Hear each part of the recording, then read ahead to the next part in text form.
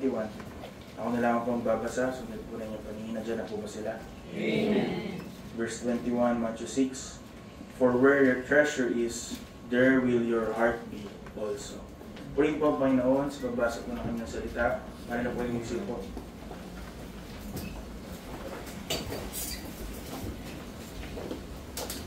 Ito po ang pangalawa sa uli sa ating pong serye about the Bible Financial Literacy na series po na ating pong sinimulan na may ilang buwan na po nagdaan. Lord willing, next week ay ating pong matapos itong series na ito. So sa ating panahon ngayon, pag tinutukoy po natin ang puso o pagka tayo ay ginagamit natin bilang simbolo ang puso, kadalasan tayo po ay tumutukoy sa nararamdaman, sa emosyon. Marahil mas tayo po ay mas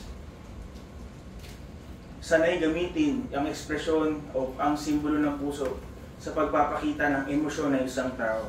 Ngunit sa Biblia po, hindi po ito ang lagay. Para po sa mga Hebreyo, ang puso po ay hindi lamang seat of emotion.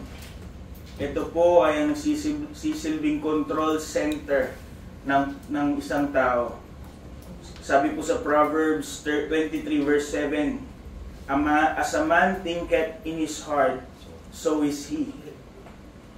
Para po sa mga Hebreyo, hindi po ang puso ang sentro ng emosyon, but rather heart represents thought, pag-iisip, pagpili, conviction, at kalooban. When the Bible speaks of the heart, it speaks of the inner reasoning. Dito po nakabatay ang moralidad ng isang tao. And it contains the deepest affections. Hindi lamang po ito emotions, but rather deepest affections na nagsisilbi pong gabay, nagsisilbing something that governs yung buong pagkatao ng tao na yan. So that's why po sa Sermon of the Mount, natin pong mas kilala bilang Sermon of the Mount, the Lord Jesus addressed many things, and ako atin pong susuriin, it is all about the heart. Lahat po ng mga issues about the heart ay sinagot po ng Panginoong Yesus. His concern is not merely about the outward, sapagkat yun nga po ang kanya pong nire-rebuke at that time. Yung mga panlabas lamang ng mga panlabas na attitudes, panlabas na pagpapakitang tao, katulad po ng ginagawa ng mga religious leaders of that time. He is not merely, again, concerned about the outward conduct. Ang kanya pong concern in his Sermon on the Mount is the inward character. Kanya pong binigyan diin, binigyan pansin. His concern is about the motives, about the priorities, about the inclination of those who belong to His kingdom. Kanya pong pagpapakilala ng pagdarating ng kaharian ng Diyos at kanya pong pinapakita ano dapat ang puso ng mga citizens of that kingdom. In contrast sa pusong idinidisplay ng religious leaders of His time. So ang puso po ay it is the measure of the spiritual life. Jesus consistently identifies na ang puso po ang totoong indicator of devotion. Kung nasa ng puso, doon susunod ang buhay ng taong yun. Doon dadaloy. Doon aagos. Sa Beatitudes, may kita po natin na the citizens of God's kingdom must have hearts. Kung ating pong susuriin mabuti, pinapakita po ng Panginoong Yesus the issues of the hearts. At ano pong puso dapat ang meron sa mga citizens of heaven. May kita po natin yung kanya pong requirements that the citizens of heaven must have hearts that are humble, are merciful, are pure, are wholly dependent upon God. At hindi po ba sa ating pong 2 beses na na pagtunghay po sa Sermon on the Mount. Atin pong nakita yung iba pa pong mga requirements of the heart. Last week, atin po inyo pong naalala, we are being called to have a heart that doesn't have worry. Puso na hindi nababalisa. Puso na nagtitiwala sa araw-araw na provision ng Diyos. At sa naging una pa nating pag-aaral, tayo po ay we were commanded to have a heart that places God first and everything far second. Sa ating pong pagdako, sa parte pong ito ng sermon ng Panginoon Jesucristo, na ang katawagan po ng ibang mga commentators o ibang mga preachers is the Sermon of the Mount. Part ng Sermon of the Mount is the Sermon of the Mount because ang pinag-uusapan po dito ay diretsahan, pera. Pinag-uusapan po dito ay kayamanan, the things that are important. The Lord Jesus Christ addresses the human tendency upang ating pong iangkla ang ating identity, yung ating security, at yung ating satisfaction sa mga material na bagay. Sa kanya pong panahon, ang kanila pong tinuturing na mayaman ay ang mga tao na may higit kaysa sa isang set of garment. Pag ikaw po ay may dalawa ng pamalit na damit, ikaw ay mayaman. So sa kanila pong panahon, iba't iba yung kanilang measure. Hindi katulad sa atin of riches. Ganun nga po, isa po din yung garments, grains, at gain din ng gold. Marahil iba sa ating panahon, ngunit hindi rin po nalalayo. Marahil sa panahon natin, ang measurement ng pagiging mayaman ng isang tao is ng isang bansa is based on their technology, sa kanilang sasakyan, sa kanilang tahanan. Ngunit the issue, yung problema po ng materialismo ay hindi po nagbago. Ganun pa rin, after 2,000 years, nung una po itong ipinangaral, Jesus warned against materialism during those times. Ngunit His words are very as urgent. Yung kanya pong pangaral at ang kanya pong babala about materialism is as urgent as it is for today. Materialismo po ay hindi lamang sa mga bagay na ating pong sa mga tangkilik, sa mga bagay na ating pinangahawakan, kundi ang problema po ng materialismo ay yung nangahawak sa atin. It is not primarily about what someone possesses, but materialism is fundamentally what possesses that someone. It is not primarily about what we own. Hindi yung kung ano yung ating pagmamay-ari, but what owns us, kung ano nagmamay-ari sa atin. Meron pong isang ilustrasyon si Dr. Martin Lloyd-Jones. Hayaan niyo po kung i-share ko sa inyo yung kanyang illustration. Ito po isang kwento. So sabi niya po, may isa raw pong magsasaka na bigla pong tumakbo, excited, papunta sa kanila pong kusina, kung saan nandun po ang kanyang asawa. At siya po he excitedly announced that their best cow had given birth to twins. Nanganak yung kanilang pinakamaganda, pinakamalakas, at pinaka-espesyal na baka. At nanganak po ito ng dalawa. Isang brown at isang puti. At ang sabi niya po, I feel inclined na yung isa dito ibibigay ko sa Panginoon. Immediately, I feel that among these two, i-dedicate ko sa Panginoon. So what we will do, we'll raise them together. Hindi kagad natin ibibigay. Kasi yung church po magpapalaki dun sa baka. So what they did is that what he planned is kanila pong palalakihin yung dalawang baka na magkasama, And when the time comes na pwede po nila itong ibenta, kanila po itong ibibenta at ibibigay po nila yung portion na kanila pong dinedicate para sa Panginoon sa church. So, katulad ng typical na asawa, ang asawa niya po yung nagtanong, alin doon? Sa brown o sa puti ang sa Panginoon? Sabi niya, huwag muna tayong magdesisyon ngayon. Let's not decide now. Kasi palalaki naman natin silang magkasama, di ba? After several months, muli pong dumating yung magsasakang ito, pumunta uli sa kanilang kusina upang kanya pong i-meet yung kanyang asawa. As again, siya po ay may balita.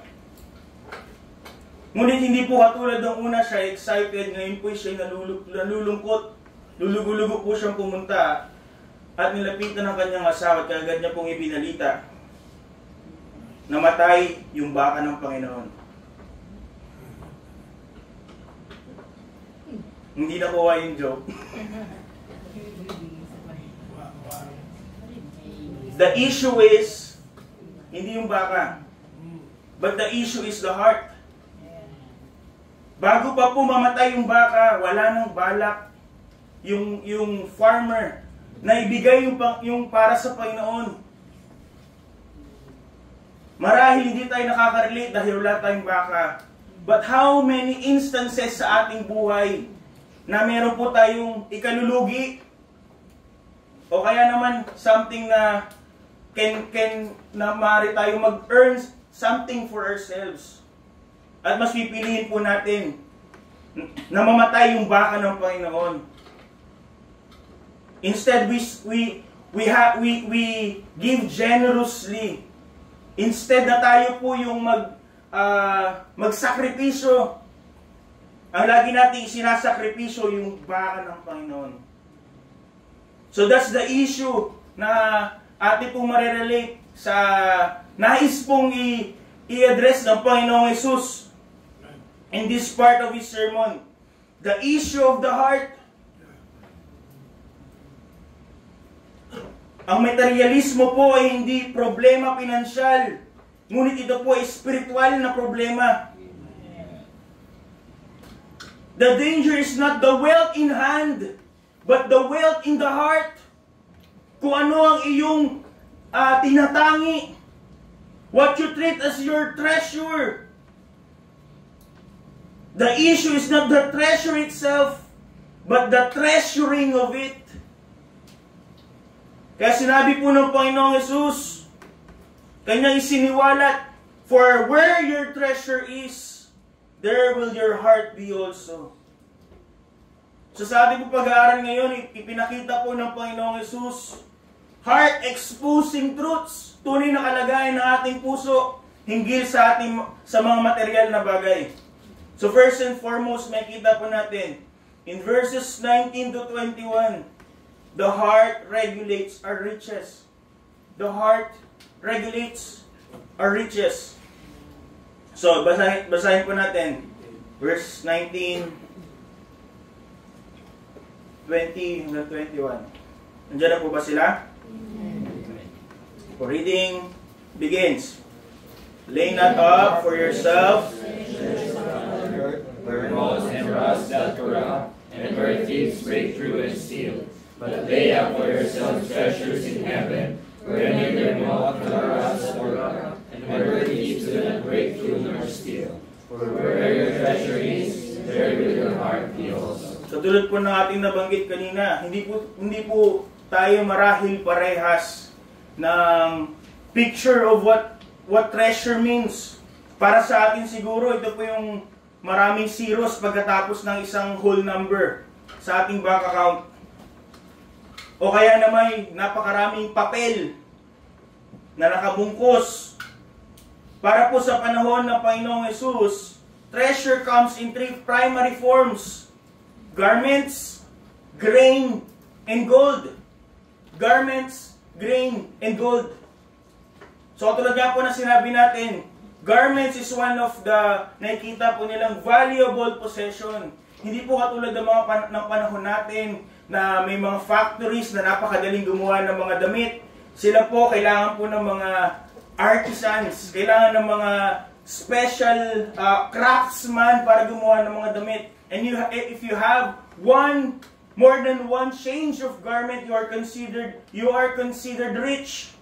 Kung inyo pong kilala si Naaman, nung siya po ay gumaling, isa po sa mga offering na ibinigay niya po dapat kay Elisha ay garments, mga damit, na yun nga po yung kinuha ni Gehazi.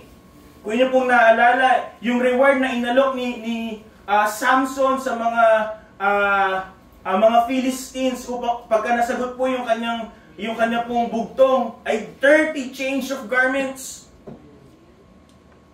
So in their time, garments is one of the isa sa mga kanilang tinitignan as precious. Gayun din po yung grain. Hindi katulad ng mga panahon natin na napakadaling bumili ng bigas. Basta may pera ka lang. Sa kanila po, hindi po yung madaling i-imbak ng panahon nila. Kung inyo pong naalala yung parable na ibinigay ng Panginoong Jesus, the parable of the rich fool, nung kanya pong pinagiba, yung kanya pong kamali at nagpalaki upang lagyan pa ng mas marami pang mga grains, na marami pang trigo, na kanya pong ginawa yung security. Because grains during those time are viewed as treasure. At marahil hindi naman po iba sa atin that gold or precious metals, kahit hanggang sa panahon ngayon, are the symbol of enduring value and prosperity. Isa nga po sa mga regalo ng mga pantas sa Panginoong Hesus na siya po ay bata pa is gold, which shows that they honor Him as a king. So yung mga treasures na ito po yung nagpapakita ng kanilang status. Ito po ay nagbibigay ng influence. At dito po sila nagdidepende ng kanila pong security. And in those three things, the people of the past invested their labor. They worry about it. Kaya maintindihan natin why they worry about their raiments. Why they worry about those necessities. Because unlike in our times, hindi po madaling makuha yon in their time. It is considered treasure sa kanila pong panahon. At dun po umiinog yung kanilang mga ambisyon. Their ambition is to acquire them and to acquire more of it. And as we see today, ang katotohanan natin has changed. Marahil nag-iba na yung ating definisyon ng what is valuable. Nag-iba na yung ating tinitignan bilang mga kayamanan. But still it's the same. Although God had never designed material things to define us, our identity, ngunit tayo po ay nasa kultura that attaches the significance sa mga material things, kung sino tayo or what is our status. Pag Apple ang brand ng phone mo, mayaman ka, angat ka. Pag maganda ang model ng kotse mo, o kaya na may malaki ang iyong bahay, at mamahalin ng mga furniture at appliances. Ito po'y nagpapakita in our culture ng status. Sa panahon natin, we measure the worth of people on the things that they own. We measure worth by what we own. Sa panahon po natin, ang mundong ito treats possessions as the source of meaning, identity, and joy.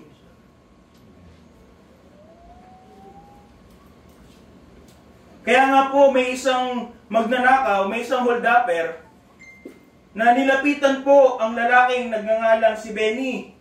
At sinabi niya po kay Benny, pera mo o buhay mo? So si Benny, hindi siya agad nakakibo. Wala po siya sinasabi.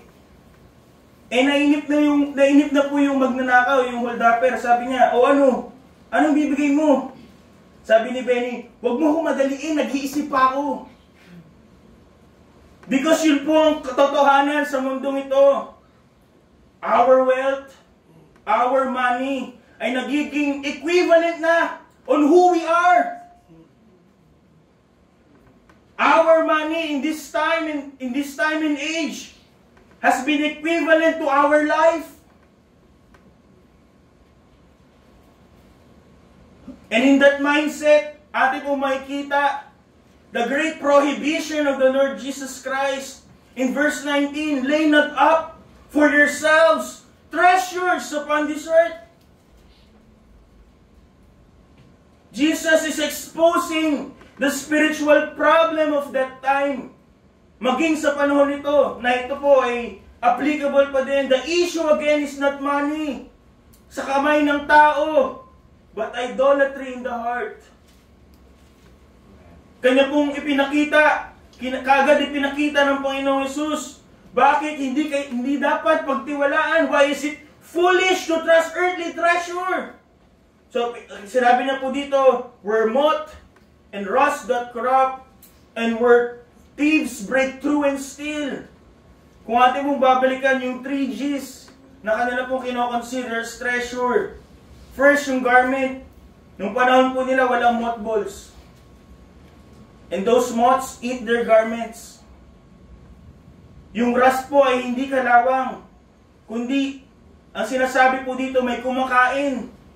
Mga bukbok, mga hayop. And that's their problem with their grains. Nung panahon po nila, wala pong steel na mga safe. Wala pong mga malalaking bangko that can keep their money.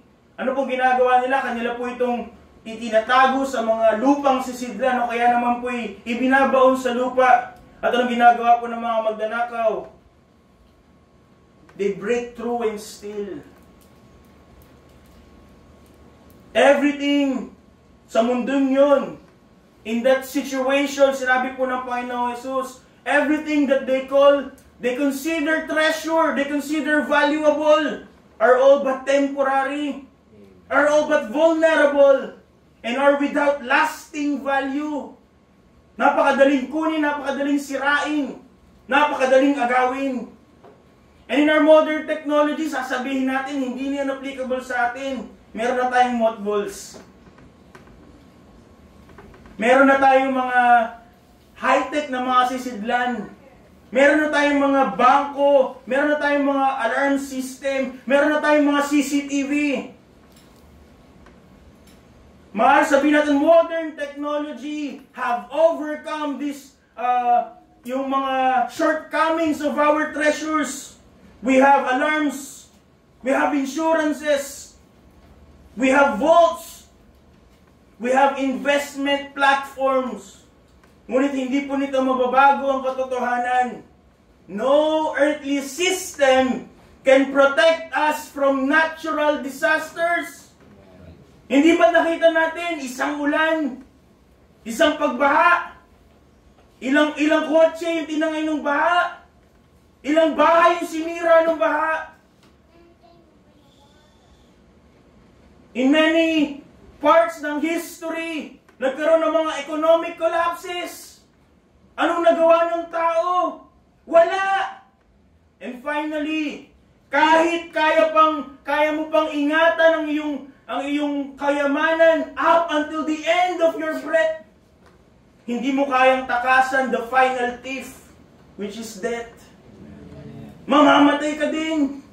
At pag namatay ka, wala kang dadalhin. Lahat ng iyong inipon, iiwan mo. Hindi ba pinakita yan ng history, ng archaeology, kung paano ang mga Pharaoh, they have filled their tombs with riches. They have filled it with gold. They have filled it with precious stones and metals. Yet every tomb na nadiscover ng tao, may kita po natin, yung mga kayamanan doon is either in the hands ng mga magnanakaw, the grave robbers, o nasa mga museum. Wala ni isa sa mga Pharaoh of old were able to carry 1 cent, one tiny bit of their treasure beyond the grave. So what is the conclusion? The conclusion is unavoidable. Kahit gaano pa karami, kahit gaano pa karangya, kahit gaano pa ka-valuable at this moment, at this time, earthly treasure is a bad investment. Sapagkat ito po ay limited, baka hindi nga lang sa buhay na to eh. Ito po ay hindi makakatawid sa kabilang buhay. At wala pong pakinabang sa walang hanggan. Yet in the span of our church history, may kita po natin in each generation, mula sa mga pinakaunang generation ng church na ito, may kita po natin ilan ang mga tao who have been with us but have chosen the temporal riches of this world. Ilan sa mga tao from generation 1 until this generation who were too busy to pray, to focus on financial gains, to focus on man's approval, upang maging parte ng mga ministeryo ng iglesia, to consume with their possessions, that they are not willing to help yung mga kapatiran ng nangangailangan. Asa na sila? Ngunit hindi lang po yung history of this church proves, have shown yung falling ng riches. Pinakita rin po yun sa scriptures. Si Akan, instead na siya po piling pumasok sa promised land, kanya pong pinili yung goodly Babylonian garment. Ano nangyari sa kanya? Pinatay siya, kanyang pamilya. Si Ananias at Sapphira, they lied about their offering. Gusto nila magpakita sila ay generous. Ngunit hindi nila naisip, hindi nila kaya lokohin ng Diyos. At maging si Dimas, isa sa mga companion si Apostol Pablo, at one point, kanya pong kinokommend, but at the latter part of his spiritual journey, sinabi ni Apostol Pablo, Demas had abandoned him. Bakit? Sapagkat he loved this present world. Ang kanyang pagmamahalay na lipat sa mundong ito, sa material na bagay.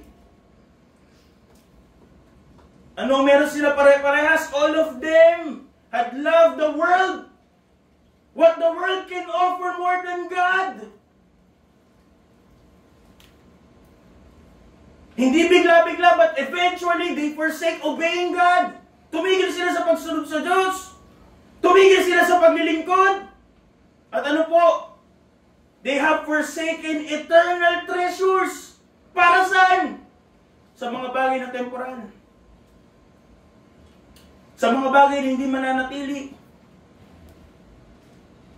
How many have those who have chosen this world have truly prospered?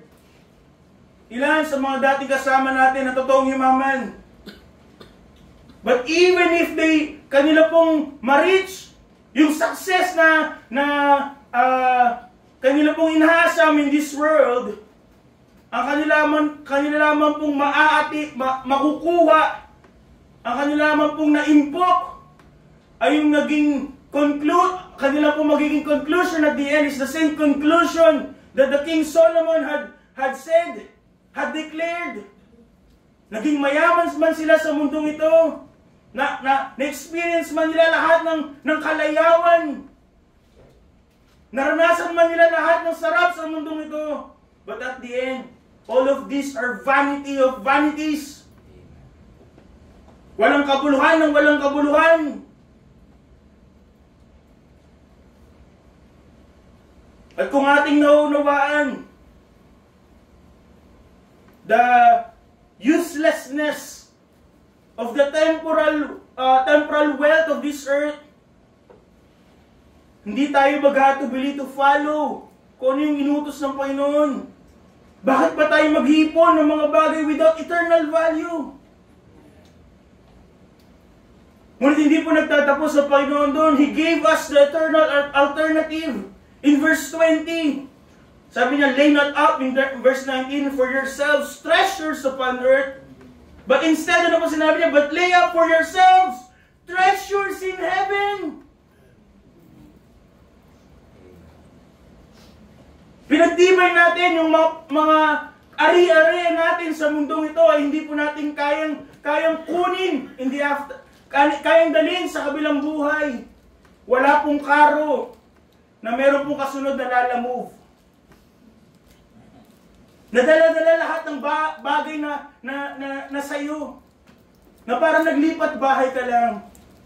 Ngunit sinasabi po ng Panginoong Jesucristo dito that our temporal possessions, we can use it to invest into the for eternal reward.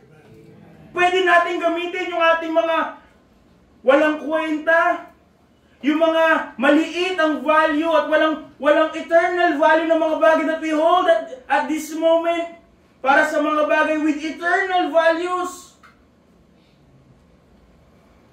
The Lord Jesus illustrated this sa kanya pong parable in Luke 16, verses 1 to 9.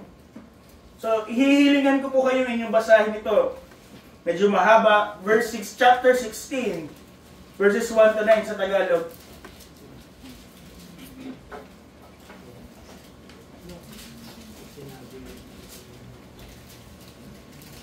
Bench pa sa Tagalog. Luke 16, verses 1 hanggang 9. So, simula tayo sa 1. O sa screen po, sabay-sabay. Handa, basa. At sinabi rin naman niya sa mga alagad, may isang taong mayaman na may isang katiwala, at ito'y sinumbong sa kanya na siya'y nagsira ng kanyang mga pagkain. At tinawag niya siya, at sa kanya sinabi, ano ito na nababalaan ko tungkol sa iyo? Magbigay sulit ka ng magiging katiwala, sapagkat hindi ka na maaaring maging katiwala pa. At sinabi ng katiwala sa kanyang sarili, anong gagawin ko? Yamang inaalis sa akin ng Panginoon ko ang magiging katiwala. Magtupal ng lupa ay wala akong kaya. Magpaling mo sa inahiliya ako. Nalalaman ko na ang gagawin ko upang kung umalis ako sa magiging katiwala, ako ay matanggap nila sa kanilang mga bahay. At pagtawag niya sa bawat isa sa mga may utang sa kanyang Panginoon, ay sinabi niya sa una, gaano ang utang mo sa aking Panginoon? At sinabi niya, 100 takal na lamis. At sinabi niya sa kanya, abutin mo ang iyong kasulatan, at maupo ka madali at sulat mo 50. Ang magkagayon sinabi niya sa iba, at ikaw, gaano ang utang mo? At sinabi niya, 100 takal na trigo. Sinabi niya sa kanya, abutin mo ang iyong kasulatan at isulat mo 80. At pinuri ng kanyang Panginoon ang Pilong katiwala, sapagkat siya'y gumawang may katalinuhan, sapagkat ang mga anak ng sanlibutan ito sa kanilang sariling lahi ay matatalino kaysa sa mga anak ng ilaw. At sinabi ko sa inyo, makipagkaibigan kayo sa pamamagitan ng kayamanan ng kasamaan, upang kayo ay magkulang ay kailangan tagabi kayo sa mga walang hanggang tabernakulo. Hindi po bang nauluwanan yung binasa? Meron daw pong isang katiwala ang isang Panginoon. Ngunit ang katiwalang ito ay puno ng kabalbalan. Maraming masamang bagay na ginagawa. At siya po ay binigyan ng taning ng kanyang Panginoon. Sa ganitong panahon, sa ganitong pagkakataon, hindi na kita tatanggapin. Wala ka ng trabaho. At ano po ang kanyang ginawa? Siya po ay naging tuso. Yung kanya pong current connections before that deadline, kanya po itong ginamit upang kanya maging basis, maging advantage. Pagkatapos po siya ay matanggal sa kanyang trabaho. Hindi po sinasabi ng Panginoong Hesus na maging katulad tayo ng dishonest servant na ito, na maging dishonest din, maging mapandaya. Ngunit what the Lord Jesus Christ commands is His foresight. May kita po natin, may dalawang katotohanan na dapat po nating maunawaan in this parable. Na nauunawaan of this shrewd servant. First and foremost, he knows that there is a day of reckoning coming. May panahon ng pagtutuos. May panahon ng pagsusulit. Hindi lahat ng meron siya ngayon, kanya habang buhay. Alam niya that one day, siya po ay matatapos yung kanya pong mga pinangahawakan ngayon. And he will stand before his master. And ano po dapat malaman natin? That every one of us, dapat po nating isa-isip palagi, that every one of us will leave this world At lahat po tayo, we will stand before God. Magsusulit sa harap ng Diyos. At ano mo po yung dapat natin matutunan from this shrewd servant, that the present resources can be used to prepare for the future. Ano po yung ginawa niya? Hinayaan niya po magkaroon ng utang na loob yung mga may utang sa master niya. Pag kasi wala ng pera, walang trabaho, sinasabi niya, maaari niya silang lapitan. And that's what we should be doing. Our present resources is not for the present. Dapat po natin itong gamitin to prepare for the future. Hindi yung future ng mundong ito, but the future that for the world that is to come. At yun po ang panawagan ng Panginoon Jesus sa atin. We cannot carry our wealth into eternity, but the impact it creates, it can follow us. Yung investment natin sa mundong ito, it follows through eternity. Kung yung ating mga kayamanan ay ating ginamit towards the work of God. And when through our support, the gospel was preached, a soul was reached, churches are strengthened, missionaries were sent, lahat po yun, those are treasures stored in heaven.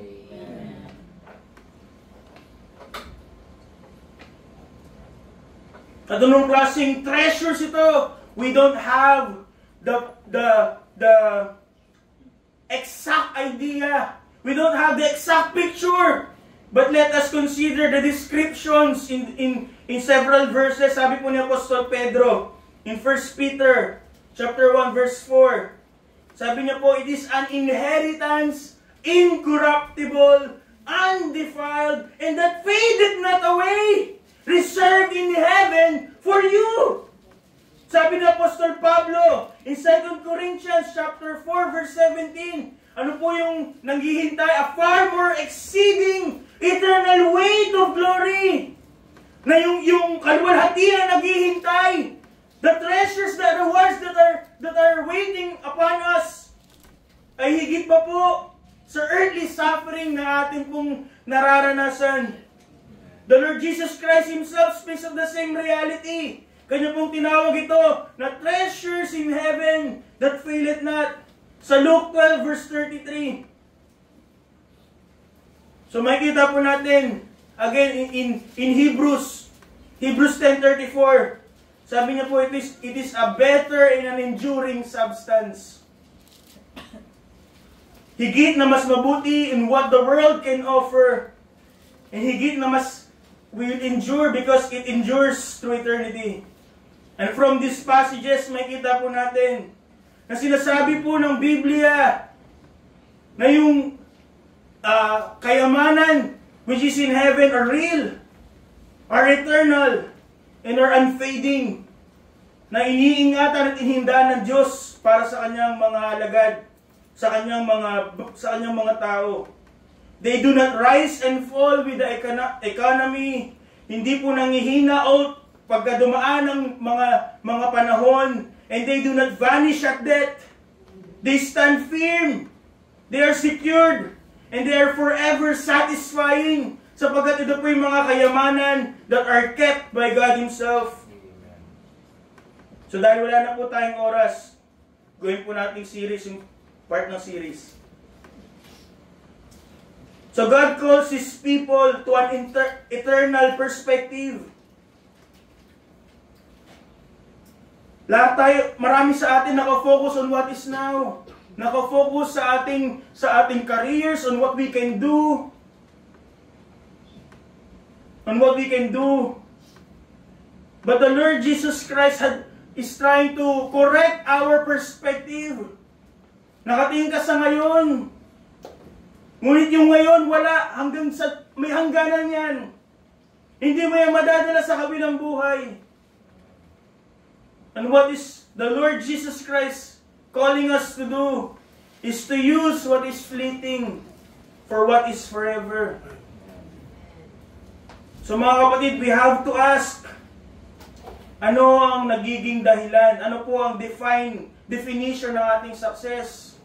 Ano ang tinuturing natin na success sa ating buhay? Nakabatay ba ito sa mga kayamanan ng mundong ito? Yung mga temporary things ba ang nagdidikta kung paano ka mapapayapa?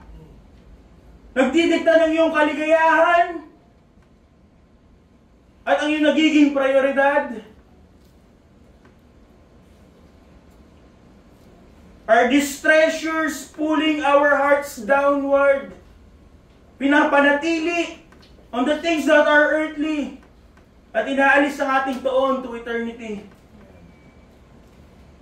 The Lord Jesus gave the ultimate test. Sasabihin natin, nasa puso ko naman, na gusto kong gawin, gusto kong unahin. But the ultimate test ng katotohanan of what is in our heart ay kung ano po ang ating pinapahalagahan. Sabi ng Panginoon in verse 21, "For where your treasure is, there will your heart be also." Kaya ito po ay hindi issue ng kayamanan, sapagkat maging ang mga mahihirap at walang yaman can focus on the earthly. Therefore, this is the issue of the heart. At kung ating puso po ay tama, ang puso po natin is right with God, our treasure will follow God. So yan yung puntapusin ko sa ganitong paraan. Kung ang ating pong kayamanan, ang mga bagay na ating pong tinuturing na mahalaga, reveals kung ano po ang lagay ng ating puso, ano po yung papakita ng ating puso. Ano yung papakita ng ating kayamanan.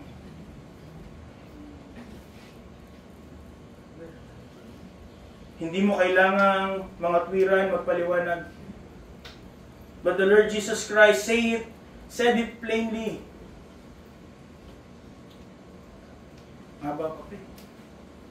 Said it plainly. Where your treasure is, there will your heart be also. So the challenge po, at hayaan niyo ibigay ko na yung title sa dulo po dapat eh. The challenge is, the Lord is calling us to invest in the remaining portion, nananatiling kayamanan. The challenge is for us to seek the secure substance. Nawa, sa maiksing pag-aaral natin, at atin pong babalikan next prayer meeting, Lord willing, yung iba pong mga revelation of the Lord Jesus Christ about our heart. But for now, ito po ang aking iiwan para po sa atin. Tayo ba, asan ba ang ating puso? Ang ating puso ba'y nakatanikala sa lupa? Puno ng mga kayamanan, kaya siya ay naka-stay lamang sa lupa.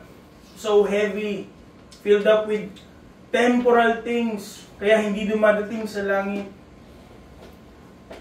Or are we willing, katulad ng utos ng Panginoon, to use what is temporal as investment para sa walang hanggan? Ito po ang salita ng Diyos. Amen. Again, the title is The Remaining Portion. Nananatiling kayamanan, nananatiling mana. So the challenge is for us to seek the secure substance. Amen.